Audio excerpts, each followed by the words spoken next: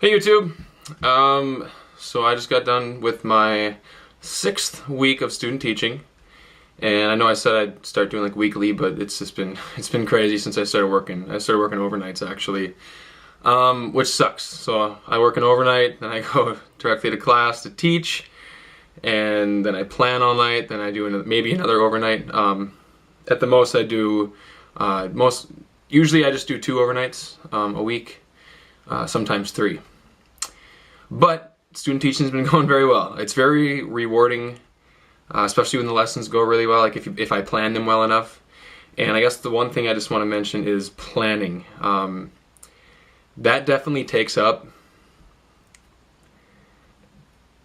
90% of the student teaching is planning. If you can plan a great lesson and you know it thoroughly, during the day everything goes great.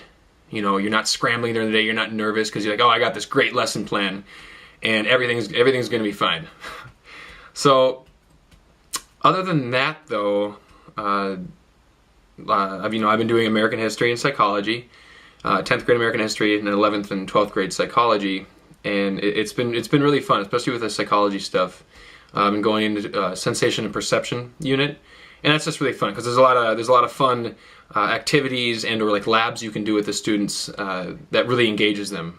And in American history, and that's actually my favorite part, is the history. I'm history concentration, so that's my main focus, although I could end up teaching any of the social sciences. I don't know if I mentioned that before. But yeah, and tonight I had my first experience with conferences. So I mostly took the American history kids since I haven't been doing the psychology part that long. I've been doing American history for 4 out of the 6 weeks. Like, it's just been me. I overtook it. It's mine. My cooperating teacher, or the teacher I'm operating under, lets me do whatever I want, which is awesome. You know, he has his resources, which is nice for me to use because I don't have a lot of resources. I'm a fresh teacher, basically. You know, it's your first teaching job, so that's nice to be able to access his resources, but it's an open slate after that. I get to do whatever I want with those resources. I get to teach however I want. And one main thing that I don't do is I don't teach from the book. And this is something that we learned at University of Minnesota Duluth in my education program, is to always expand on the book. Don't teach from the book. Expand on the ideas. And so that's really nice too, because I mean, there's a lot of online options. You know, just type in what lesson you want and honestly steal from. I usually go from multiple lesson plans. I never just use someone's single lesson plan. But it's nice being able to build your own lesson, you know, from existing lessons, and then using my cooperating teachers resources. I try to create stuff that's really unique, really engaging, activities that, you know, really get the students thinking, and that's the biggest part too. Is I like to ask questions that really make the students critically think, really make them think about, oh, why did this happen? Because of this and this and this. Oh, wow, I get it, you know, and it's fun. The best part is seeing that aha moment in like the students' faces. Like, you can almost like tell exactly, like, oh, that makes sense now. It's all coming together, and I just love that. And I think I mentioned before, I have great students, so like we joke around. Obviously, you know, that creates that classroom environment that. And, you know, not like joking around, like telling jokes the whole time, but there's sarcastic comments, and you know, everyone laughs, but when people are in that kind of mood, that's the kind of environment that learning really takes place. And you know, it goes into like neuroscience and all that, and so that's what I try to do. I try to create this more open environment where the students aren't like fearful of saying maybe the wrong answer.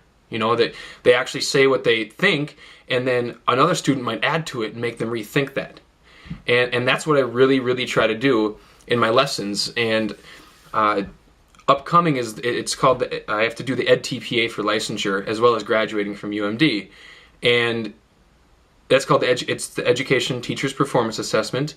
And so I have to basically do these kinds of lessons that I've been doing and tell why, you know, which is how I was taught to do lessons at UMD. And so I have to tell why does this lesson engage students in active learning.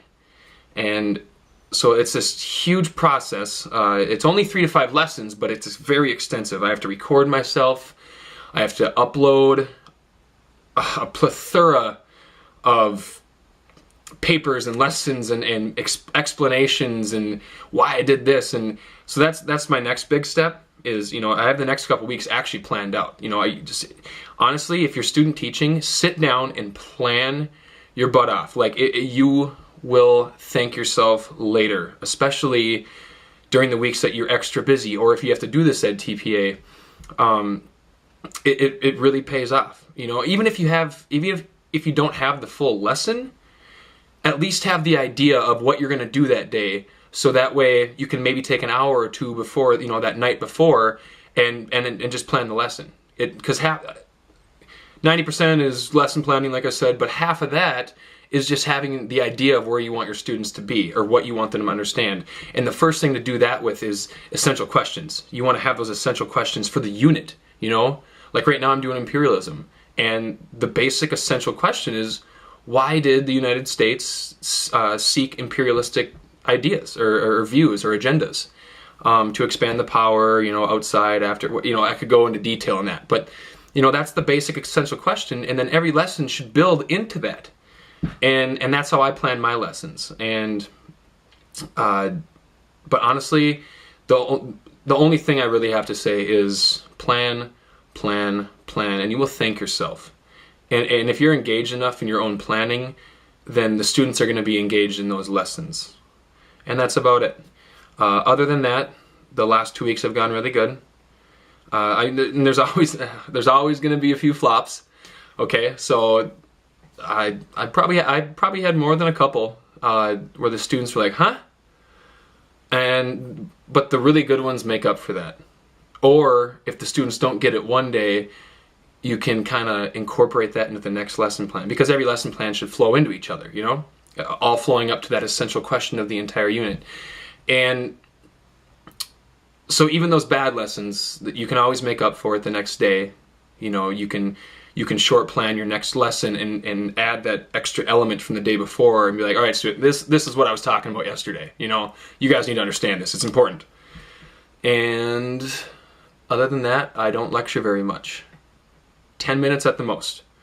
And that is actually scientifically proven that no one learns from a lecture more than 10 minutes. You should be engaging your students in activities, and your lecture should come at the beginning of explaining, or it should come at the end and wrapping up and bringing everything together for the students. But yeah, everything's been going awesome, and I'm still going to try to do these once a week, if not every other week. Other than that, catch you later.